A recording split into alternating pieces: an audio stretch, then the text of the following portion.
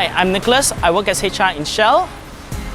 I came to know about UltraRacing from their network. I've seen a lot of people using it, hence I gave it a try.